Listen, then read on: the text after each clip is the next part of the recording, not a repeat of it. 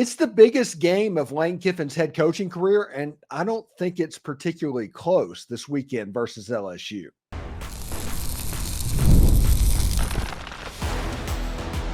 You are Locked On Ole Miss, your daily podcast on the Ole Miss Rebels. Part of the Locked On Podcast Network, your team every day.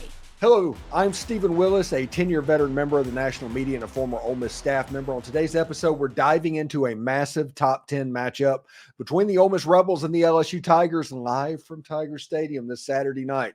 This game is more than just a rivalry. It is Lane Kiffin's biggest game as a head coach so far. It's a primetime matchup on ABC and one of the most iconic venues in all of college football. And here's the kicker.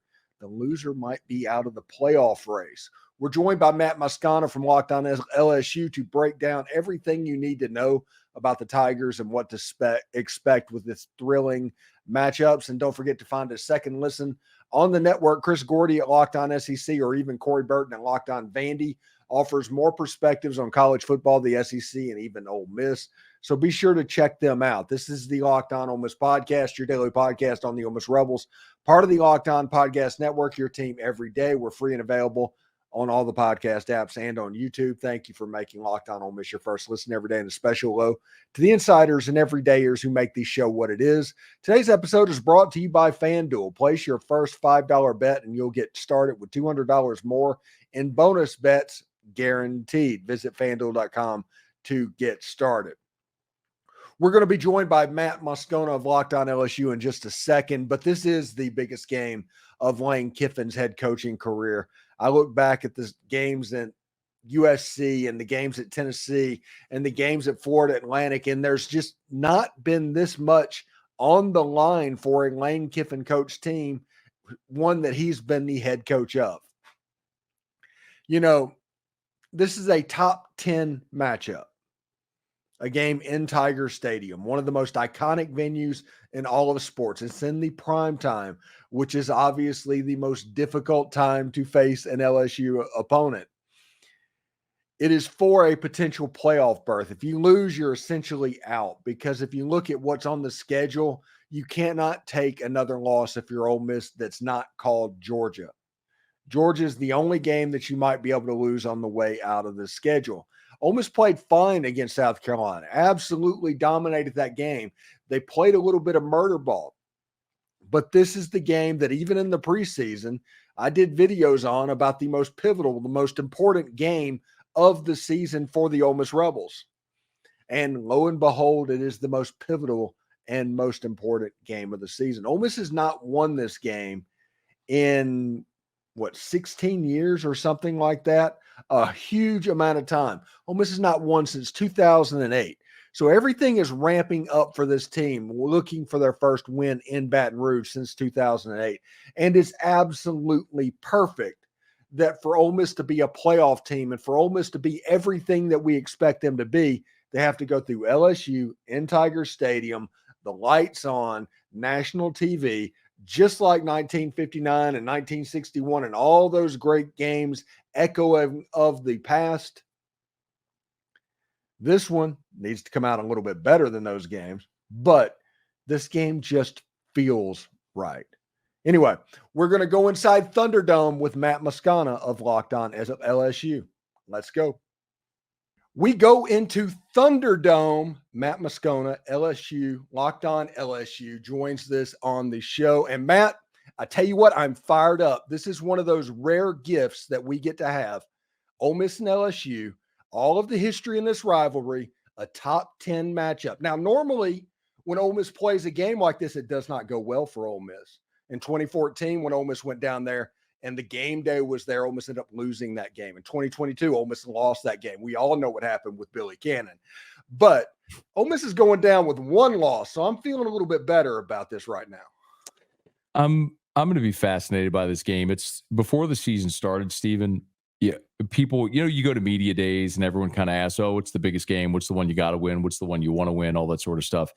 And this is the game I pointed to, not the Alabama game. This is the game I pointed to for LSU that is the season maker, because regardless of what had happened for LSU in the opener against Southern Cal, ultimately what happened in this game was going to determine what you're playing for in the second half of the season. So now we know LSU lost to USC.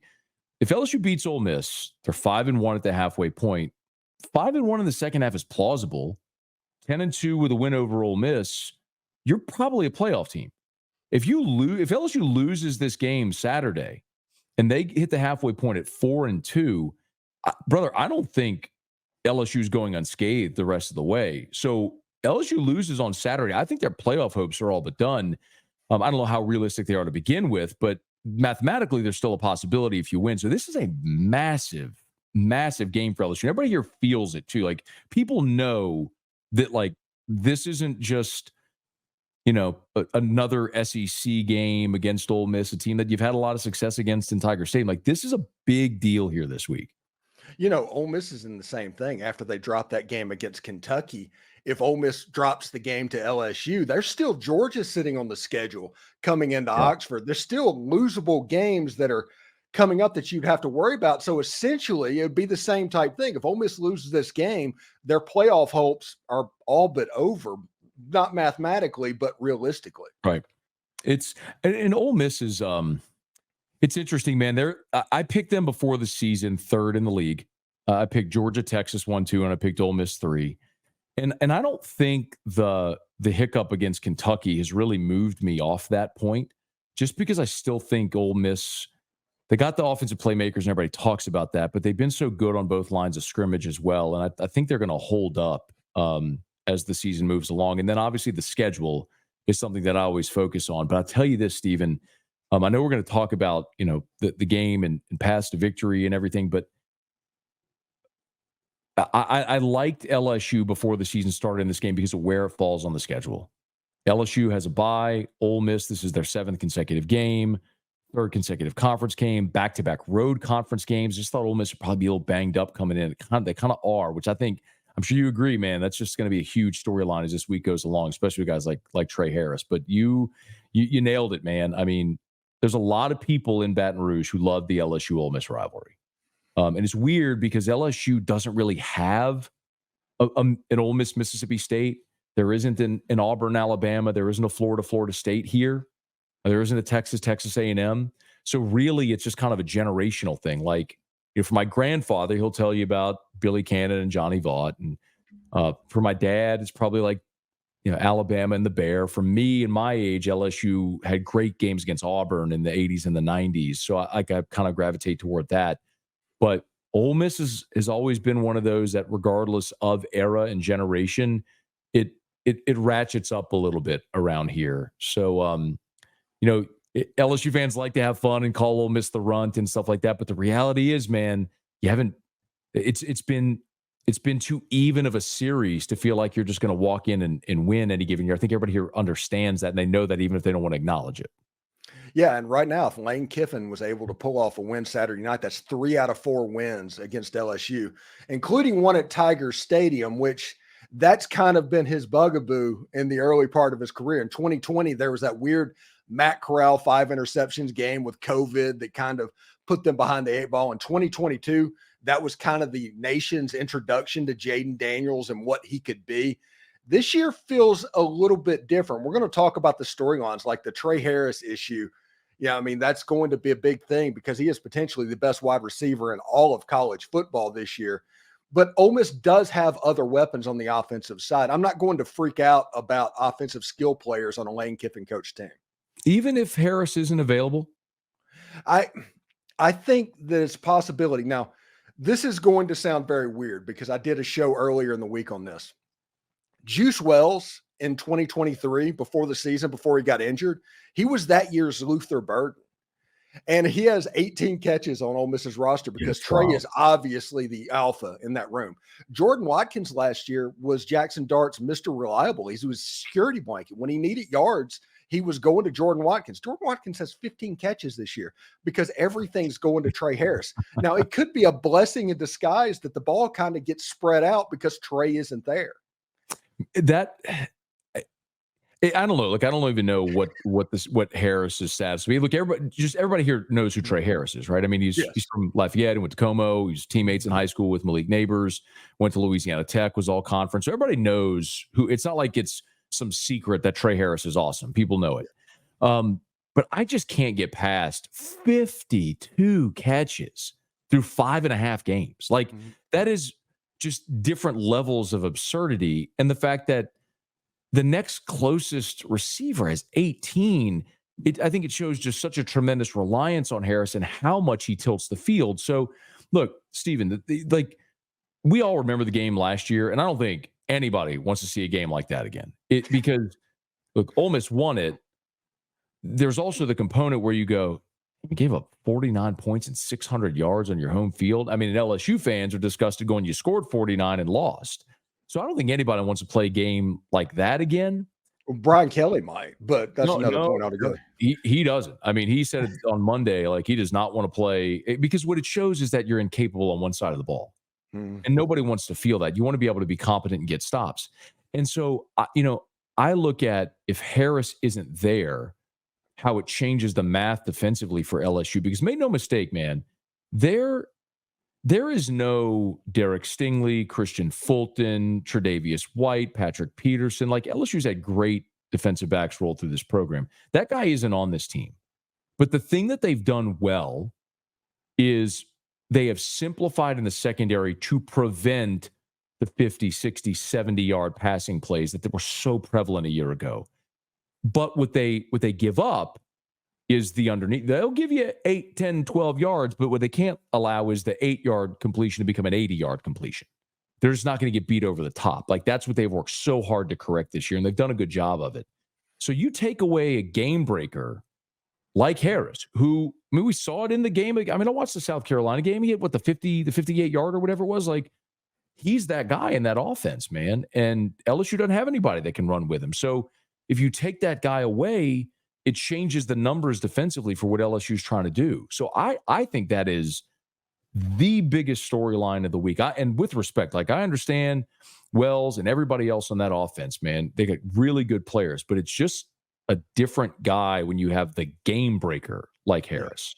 Yeah, he's the best wide receiver, I think, in all of college football. At least he has those numbers. Yeah, you can make the argument. Yeah. Yeah. I mean, because if he played against LSU, he would likely in 7 games go over 1,000 yards this season. Yeah, that's insane. Yeah. And and honestly, Steven, he missed the whole second half against South Carolina. So really, it's 5.5 games that he's done it so far. Yeah, it's absolutely nuts. Anyway, when we come back, we'll get into the players to watch and the storylines in the ball game on Saturday night. Stick around. Game Time is the place to get your Ole Miss tickets with killer last-minute deals, all-in prices, views from your seats, and their lowest price guarantee. Game Time takes the guesswork out of buying Ole Miss tickets. You know, there's not a bad seat in Vaught-Hemingway Stadium, but Game Time allows you to look and see exactly what the view from each seat would look like. They have the lowest price guarantee, event cancellation protection, job loss protection, all of those customer service bells and whistles that you might be looking for. So take the guesswork out of buying Ole Miss tickets with Game Time. And with this being the most anticipated season in Ole Miss history, I might even be able to help you out with tickets as well. So download the Game Time app, create an account, and use code LOCKEDONCollege for $20 off your first purchase. Again, download the Game Time app, create an account, redeem code LOCKEDONCOLLEGE for $20 off. Download Game Time today. Last minute tickets, lowest price guaranteed. Now back to Thunderdome with the guest, Matt Moscona. All right, Matt Moscona, Locked On LSU, joining the show. Matt, I am pretty excited because we talked about one of the main storylines, and that is going to be Tre Harris in this game. That's going to be a big thing. Another storyline that LSU needs to pay attention to is at the end of the South Carolina game, Henry Parrish Jr., who is the second leading rusher in the entire SEC, went off with the shoulder thing. Now, Lane's not going to talk about injuries. Nobody's going to know until they start warming up on Saturday night. But the second leading rusher in the SEC also at least gives you something to talk about. How much do you think? I mentioned a bit ago that before the season started, I liked LSU in this game because of where I'm a big believer, Steven, and not just who you play, but when and where you play them. So it's not just to come across as like LSU homer guy. Like, LSU fans aren't happy with me because the flip side of that is I don't think LSU's winning in College Station this year. That's going to be 3 consecutive SEC games, back-to-back road conference games. A&M's going to be rested. Like, that is a terrible spot for LSU. So I don't know how, I know, like you mentioned, Lane in the injury report, there was 30 guys on the injury report last week. It just puts the whole roster on the injury report. But then you see Parrish, you see Harris. I saw Walter Nolan go off against South Carolina with injury. Saw Pegues go off against South Carolina with injury. And I know they've been banged up at tackle as well on the offensive line. I go, it kind of looks like this is a team that's a little banged up and probably needs maybe a week to catch their breath and get healthy. Like, how big of a deal do you think that is, the injuries for Ole Miss? I'm not 100% sure because Ole Miss does gamesmanship. I guess we can say that with injuries. So I don't know exactly what to believe in that situation right now. I do know this, like one of the storylines in the game. If Ole Miss doesn't affect Garrett Nussmeier throwing the ball, not sacking him, just affecting him, it could be problematic for that defense, which is really good. It might be the best defense in the entire conference. But Ole Miss has Walter Nolan and JJ Pegues and have the ability to have inside pressure. So you're not necessarily affecting with those tackles because those tackles for LSU are so good. I think if Walter Nolan and Pegues and those guys can affect Nussmeier, at least let's say he's a 70% passer and his eyes go down and he becomes a 62% passer, I think Ole Miss wins this game potentially by a couple of scores.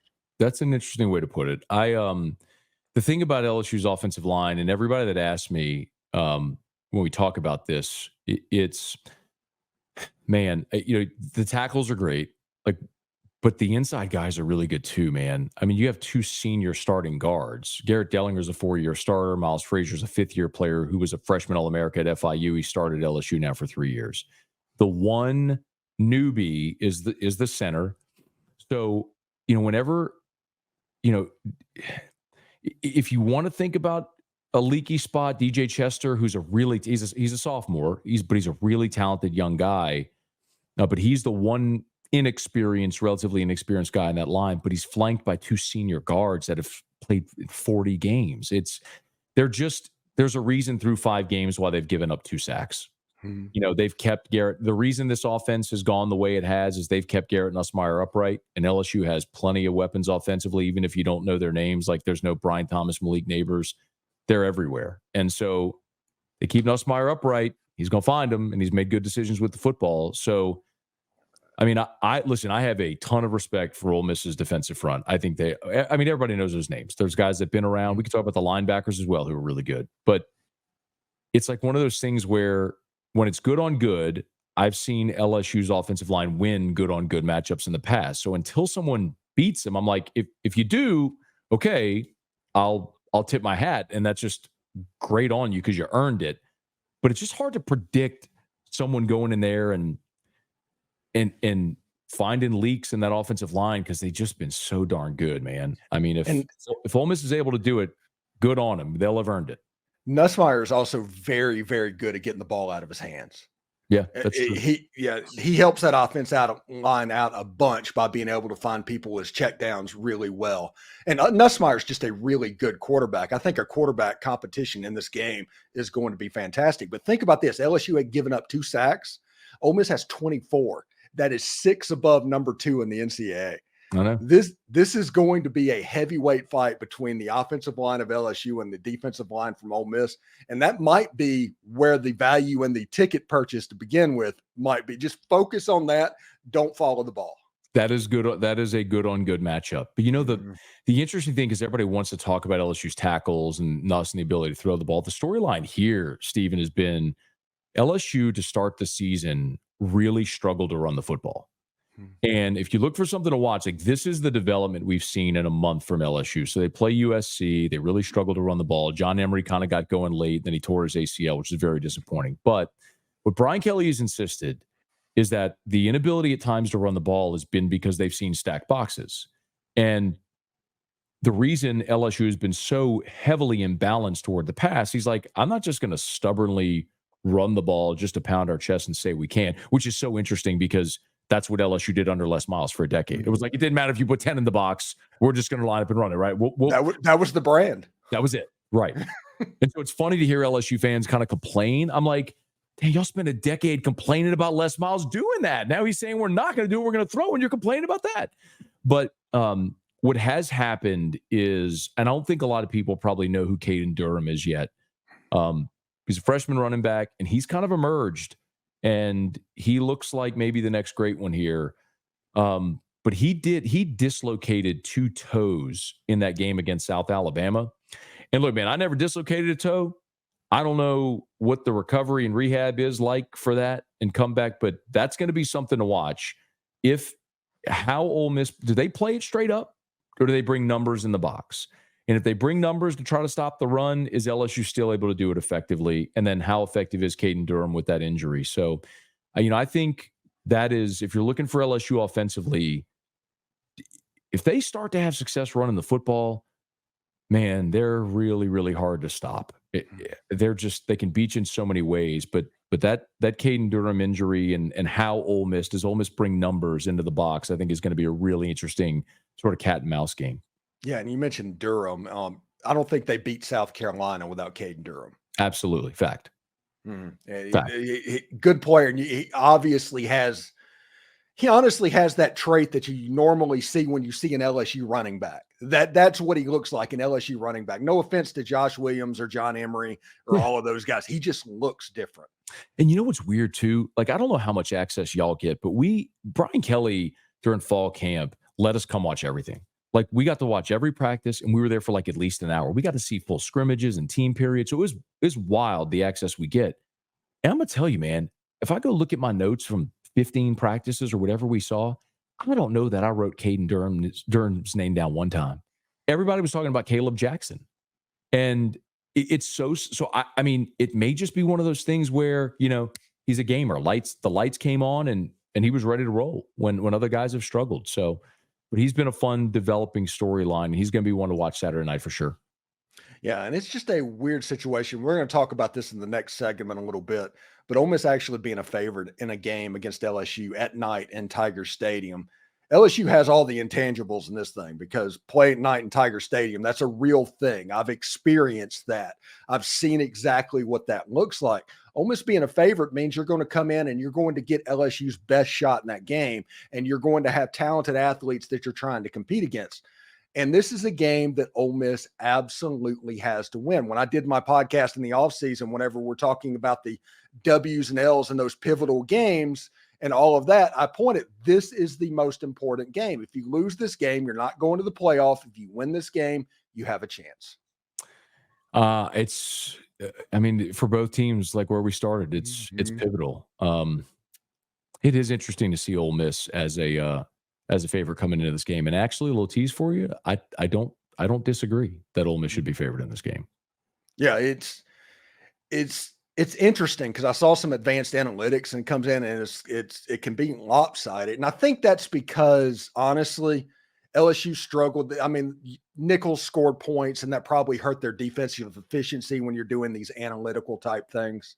But I do like what LSU is doing defensively, because last year was, honestly, it was like I always joke about it, is like LSU looked at 2018 and Ole Miss and said, hey, we want to be that, because that's what LSU was in 2023.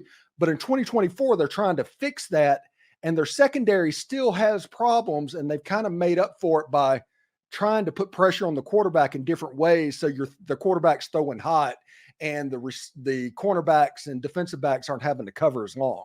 Yeah. Blake Baker will bring pressure from anywhere, and they will bring numbers. But, it's interesting with LSU because they used, so after USC, against USC, they played basically all their veterans because they knew that was a big game and a big spot. They needed guys who'd been on that stage. But the last 4 games, they have just liberally rolled guys in and out. And I think they used the last month to say, okay, let's get as much film as we can on all these guys. And then in this open date, decide who are the ones we're rolling with in conference play. Now, Brian Kelly is not disclosing any of that right now, and I don't blame him, but I think they're going to really narrow down their rotations this week, and we're going to find who they're going to count on. One person to keep an eye on is Zy Alexander. So Zy Alexander is their best cornerback. He missed the South Alabama game with a concussion. Brian Kelly said he's supposed to practice this week.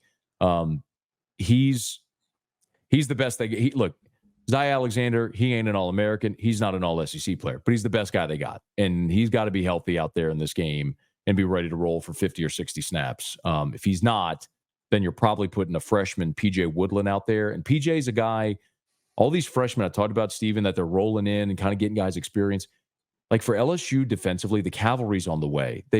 They've recruited very well in this young class. And these guys, you can tell it's going to come and they're going to be good. They're just freshmen, man. They're freshmen who played 4 or 5 games. So, I mean, I could rattle off names like Deshaun Spears and Dominic McKinley and PJ Woodland and guys that people could be really excited to get to know their names, Gabe Relaford in the SEC in these coming years. But those aren't the guys you want to try to make. You don't need those guys to try to go get stops against this Ole Miss offense, man. They got to have some of these veteran dudes step up and go get stops. You know, before we take a break real quick, the loss of Harold Perkins, which, I mean, everybody hates that. Just an unbelievable athlete. How is LSU trying to change things with him being out? Yeah, how wild. We're 21 minutes into the show, and we haven't mentioned Harold Perkins or Jacobian Guillory, two of LSU's most veteran defenders who've been lost for the year due to season-ending injuries. It's interesting with Perkins because, it's earlier when you said Jaden Daniels kind of announced himself nationally in 2022 in the Ole Miss game. It was really Harold Perkins, too. I mean, Lane said it in the postgame. The game changed when they put Perkins on the field.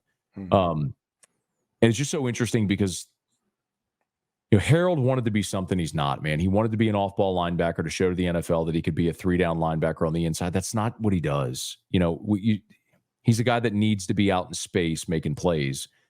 And so it was a weird thing this year that they were trying to find where he fit, and it was a struggle at times. But with Harold not there, it's kind of like we talked about with Tre Harris, Steven. It's like Harold may not be the guy that was stuffing the stat sheet, but every time an offense broke the huddle, they had to find 7 because you never knew where he was going to be or where he was coming from. So it changed the math. Him not being there, they go to a little more base look, but it means you're going to see more of Whit Weeks, who is a guy that has all SEC potential.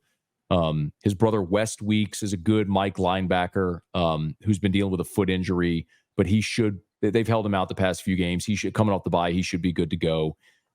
They don't have great depth at linebacker, but the first 3 guys you're going to see with the Weeks brothers and with Greg Penn, they're more than capable SEC players, but you don't have there's nobody else on the team that can bend the edge and turn and cover and run with a receiver like Harold Perkins. God just didn't make many like that. You know what I mean? He's just a different kind of athletic cat. So him not being there just means they got to play differently, but it's a loss, no doubt. All right, when we come back, we will give you our final thoughts on the game, path to victory, and score prediction. So stick around for that.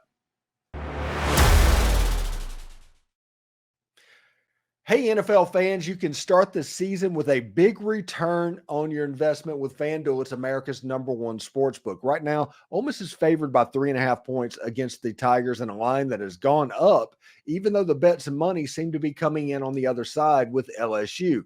Right now, Vegas kind of feels like they know something. So when you get a hunch like that in the middle of the game, you can check out our latest stats, view a live play-by-play, and so much more on the same page where you place your bets. You'll get started with $200 off in bonus bets, $200 in bonus bets guaranteed when you place your first ever $5 bet. That's FanDuel.com. Now let's go back to Thunderdome for one more segment with Matt Moscona of LSU. All right, welcome back with Matt Moscona from Locked On LSU. And I am going to get the pronunciation of your name correctly eventually. I apologize. You nailed it. No, you nailed that. Okay. You missed it last segment. You got it. You missed it last segment. You just nailed it. So you're batting. You're 2 out of 3. You're batting 666. Hey, it's like Shohei Ohtani, right? Just killing Put him in the Hall of Fame. Yeah, I do apologize for that. I'm terrible with names. That's just something. All the vowels in my name, people have butchered my name my entire life. I just answer to hey you. It doesn't matter what you call me. I'm good. Yeah, everybody just called me Willis. I had the easiest name in the world, so I just had to get used to being called Willis, and I'm good to go. So path to victory in this game. And I think that Ole Miss's path to victory in this game, and this is going to sound absolutely weird to say, but I think Ole Miss just needs to play clean and don't get beat by Tiger Stadium and the logo. If Ole Miss does that and they just handle business with that defense and make things hard on LSU's offense, I think their offense is better than LSU, more explosive against LSU's defense than LSU's offense is going to be against Ole Miss's defense. And if you can just play that out and don't help them out, I think Ole Miss is going to win the game. Yeah, I think this game, I think both coaches don't want to repeat of last year. So I think you're going to see a slower tempo in this game. I fully expect Ole Miss to just march right down the field in their opening possession and score, because it seems like they do that every time they play. And I don't think LSU is going to be able to deal with their speed and tempo. And I think Ole Miss will take an early lead in this game. But I do think this is a 4-quarter game that is going to come down to the final possession. I don't see, primarily, Steven, because of what you just said, I think the intangibles, the venue, going on the road in the league, all the things I mentioned, Ole Miss now with their 7th consecutive week, 3rd consecutive SEC game, back-to-back road conference games. That's just hard to ask, man. And especially if Tre Harris isn't out there. I do think this is a 4-quarter game. I think this is, for LSU, a repeat of the USC game they played in the opener. And there's so many similarities. They had a great play caller in Lincoln Riley like you have in Lane Kiffin. You had a good veteran quarterback in Miller Moss like you got with Jackson Dart. You got athletes all over the field. I mean, heck, USC has a former SEC running back from the state of Mississippi in Woody Marks. And that was a game that LSU executed a game plan defensively where they gave up a lot of yards. I mean, SC put up 400 yards on them. But what LSU did in that game was they made them drive the length of the field. And made them put together these 8 and 10 play drives. And so you were sitting there in a 20-20 ball game late in the 4th quarter, and then SC scored with 8 seconds left to win 27-28. And I think that's a similar type of game we're going to see, man.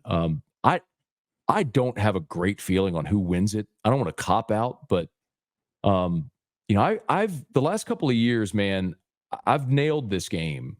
2 years ago, a lot of Ole Miss fans were not happy at me because I said I ain't even waiting till Friday. I'm telling you, Ole Miss is a fraud. LSU's winning this game, and they're winning it comfortably because Ole Miss came in 7-0 and they won losing 4 of their last 5, if I'm not mistaken, or whatever the number was. But and last year I told you LSU wasn't getting a stop. That defense was not getting a stop at all, and they were going to have to go score 50 to win. This one, I think this is a game in the high 20s. Maybe someone gets like the 30-31. But I think this is going to be one of those things, Steven, where we're going to be watching that final possession of the ball game. Someone's going to try to go kick a field goal to win it, or someone's going to have to score a touchdown in the final minute in a 2-minute offensive drive to go win the game. I just do not see either team running away. I think Vegas has this right, and it would not surprise me at all if Ole Miss comes in and wins the football game. If LSU finds a way to steal one like they did in 14, like you talked about, that wouldn't surprise me either. There's 2 things I think people that are watching this video can take away from this video into that game. First of all, Pete Golding has gone against that Brian Kelly offense the last 2 years and gave up 38 points or something like that at Alabama and 49 points last year in Oxford. So that is going to be interesting to look at. Is this like a relief pitcher in baseball where after you've seen him enough times, you get a little bit better at dealing with it? Or is it going to be more of the same? And the other thing is, Lane Kiffin learned against South Carolina basically how to play murder ball. Ole Miss threw the ball 1 time in the 4th quarter in that game because they realized that South Carolina would not go in to score a touchdout if you played 8 quarters. Just don't screw up. And that I think that's an important thing. Lenora Sellers ain't good, dog. No, it just got to the point where Lane Kiffin was like, no, just do not mess this up. Yeah. We're going to be fine. I mean, this is a very different challenge than that because LSU can and will move the ball and they will score points. I mean, you made me pick a winner. I would pick Ole Miss in a close game, but I think it's like a high 20s. My play, Steve, like I would, if I'm betting, I'm not touching this aside on this, but I do like the under. I mean, 64.5, and everyone's thinking that's going to soar over. I think this is a carbon copy of the game LSU played in the opener against USC. And I think you're going to see both coaches try to not have a replica of what happened last year. And you're going to see a little slower pace. But I think it's going to be an awesome one, man. I'm looking forward to it. All right, let's do score predictions real quick. I will go first. I do think Ole Miss is going to win this game, and I think it's going to go really similar to the way you're saying it. I think it's an under as well. and I'm thinking 31-24, with that 31 being on the flip side with Lane Kiffin getting the fourth quarter touchdown and Ole Miss to get the win in Tiger Stadium and be playoff eligible, basically. If it's 31-24, then I could see that scenario playing out, because that would be almost exactly what happened against SC, where it was 20-20. SC scored the touchdown late, won by 7, but that was a coin flip ball game. So if it ends up 7 or something like that over the number, I think it is one of those things where you have a tie ball game and somebody scores late. Yeah, I hadn't thought about a score, but like a 30-27 type game, and I 31-27. Again, I hate the total. If you're a betting, I would not bet this game for anything unless you're going to bet the under. Or I'll decide. I'd bet the total. I'd bet the under.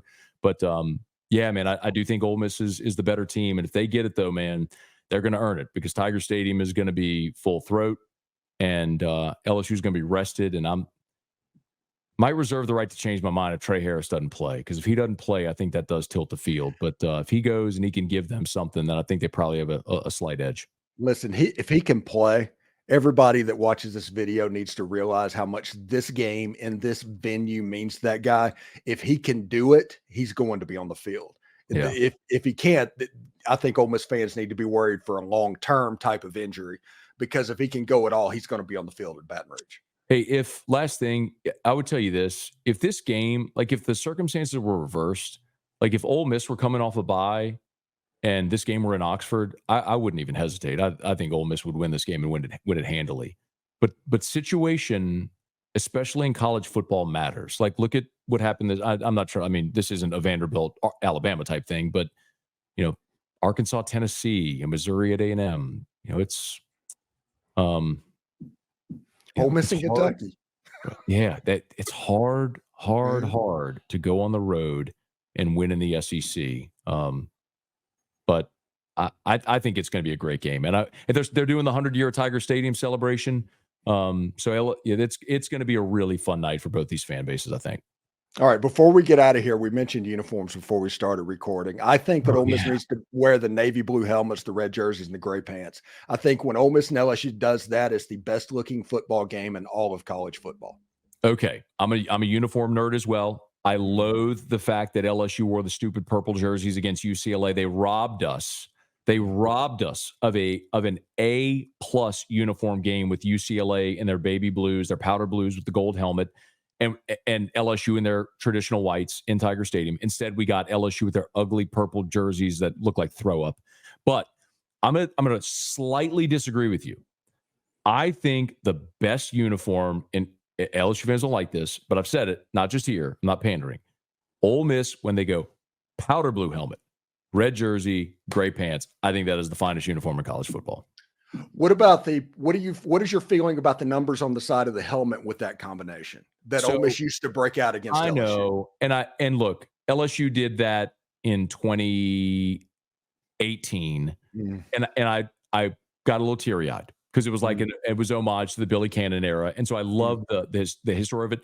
But the script Ole Miss, come on. You got a good thing. You roll with the good thing you got. When Ole Miss goes powder blue helmet, powder blue jersey, I'm like, why?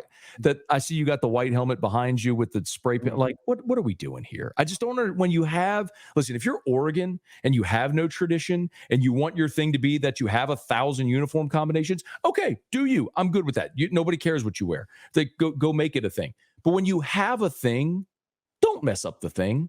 When you got the thing, don't mess up the thing. And both these schools got the thing. So do the thing. Now, I would kind of like to see Ole Miss go down and wear navy. They haven't worn navy in Baton Rouge in a long time, like the old school navy. Yeah, the navy jersey. I like the navy jersey. Ole Miss fans generally like the navy jersey. No, wear the red jersey. The red jersey. Like I said, that's the best looking football game in college football when they do that. I understand that, but don't mess up the good thing. Give me the good thing, not the script Ole Miss powder helmet. They've worn that combination, which means it's out because they only wear a uniform once a year.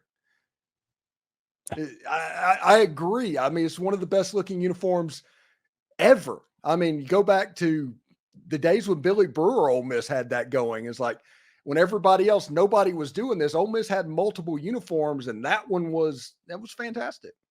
Hey man, Ole Miss ain't won in Baton Rouge since 08. Y'all don't get this one. It's going to be a minute, I'm telling you. Because LSU got the cavalry on the way, bro. They're going to be really talented in the next 3 to 4 years. Yeah. Anyway, thank you, Matt, so much for stopping by. And this was a good crossover, man. We'll have to do this again next year. And hopefully I'll be talking about 3 out of 4 wins. I hope you are not. I hope you're talking about a miserable existence where your coach leaves and goes to Florida and y'all face plant the second half of the season. That's what I hope. Yeah, that's the way this game should be. Anyway, take care, buddy. Pleasure. Thank you for making Locked On Ole Miss your go-to source for Ole Miss sports. We pride ourselves on offering the most comprehensive perspectives on, which is why we're the #1 Ole Miss sports podcast out there. Your support means the world to us. Thank you very much for making Locked On Ole Miss your first listen today. Now go check out Locked On College Football podcast. From NIL deals to never-ending conference realignment rumors, Spencer McLaughlin gets you ready for an exciting season on the gridiron. You can find the link to Locked On College Football in the description, so you don't even have to search. Just part of the Locked On Podcast Network, your team every day. And exciting news, you can now become a Locked On Ole Miss Insider. It's the best and easiest way to stay updated on all things Ole Miss sports. It's our texting program that sends you notifications on everything relevant without the hassle of message boards filled with trolls. Enjoy a 14-day free trial and experience the future of college sports coverage. We're constantly adding new perks as we grow, so do not miss out. The link is down in the description. And for those watching on YouTube, we're going to send you Locked On College Sports right now. Hotty toddy, everyone.